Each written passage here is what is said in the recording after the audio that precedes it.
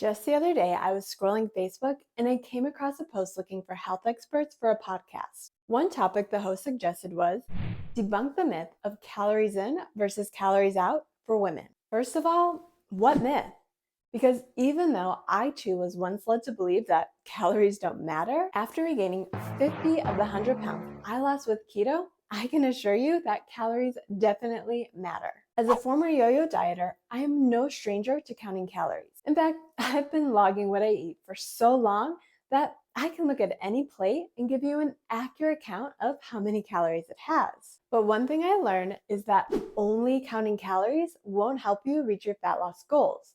At least not if you want to keep the weight off. And that's because, well, calories in versus calories out is a very real thing. So is your metabolism, which easily adapts to any calorie reductions that you throw at it. And that's exactly why only reducing calories doesn't lead to fat loss, at least not long term. I know this gets confusing, so let's talk this one out. And be sure to watch until the end because I'll give you a 3-step plan that makes it a bajillion times easier to not only lose the weight, but I'll show you how to actually keep it off this time. Okay, so let's say that you're sick of hiding out in hoodies and sweatpants, so you decide to go on a diet to get rid of all of that fat you despise. Common diet wisdom says all you have to do is drop your calories and weight loss shall be yours. And common diet wisdom has it 100% correct that you absolutely will lose weight whenever you drop calories. And in most people's minds, the steeper the calorie drop, the faster you lose, right? Well, wrong, but we'll talk about that more in a minute. The first problem is even though you drop weight after slashing calories, you don't really know what that weight is. Are you losing fat? Maybe, at least a little. Is the weight you're losing water? Sure, most people will lose at least a few pounds of water, especially at the beginning. But are you also losing muscle? Yes, you are definitely losing muscle if all you do is drop calories. And that's where the problem comes in when you only reduce calories for weight loss.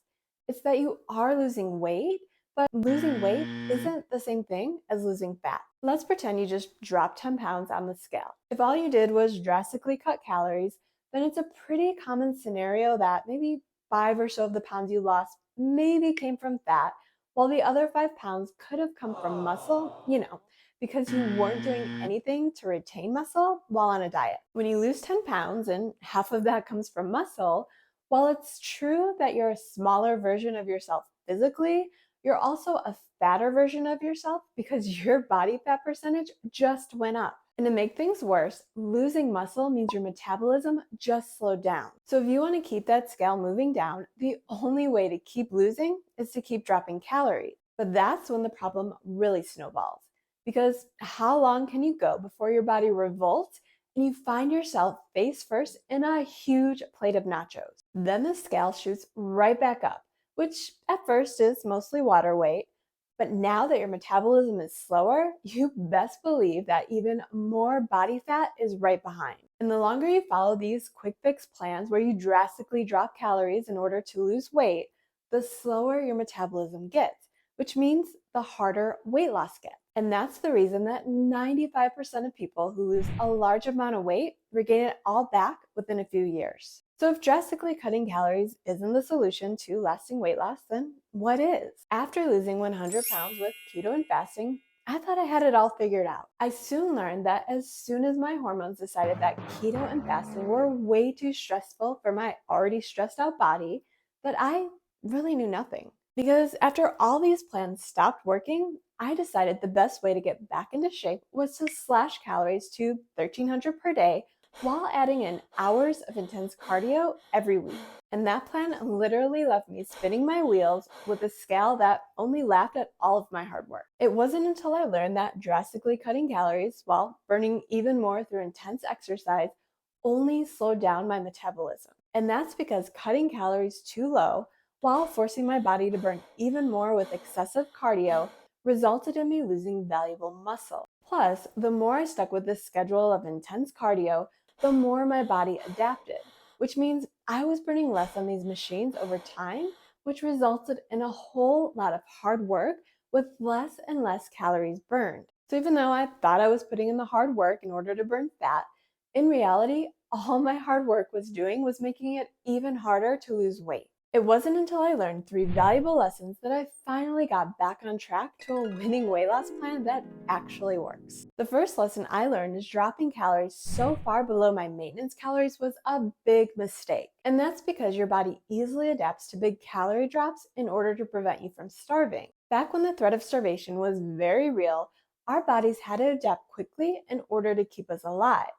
And even though there's 4 fast food stops on every corner, those mechanisms are still in place. So instead of immediately dropping calories from my maintenance of around 2,400 per day all the way down to 12 or 1,300 in the name of quick weight loss, I learned my lesson and decided to shoot for a more reasonable drop of only 4 to 500 calories per day. I finally figured out that when I eat as much as possible while still remaining in a moderate calorie deficit, that even though weight loss is slower, it is far more sustainable. So while following other diets in the past, I always had to continue to cut calories until I couldn't go any lower before I eventually snapped. These days, I keep weight loss calories in a much more reasonable range of 1,900 to 2,000 calories per day. And since I'm taking other steps to keep my metabolism high, like lifting weights 2 to 3 days each week, I haven't had to lower my weight loss calorie range during the process of dropping more than 40 pounds. In fact, I learned that lowering calories too much during my fat loss phase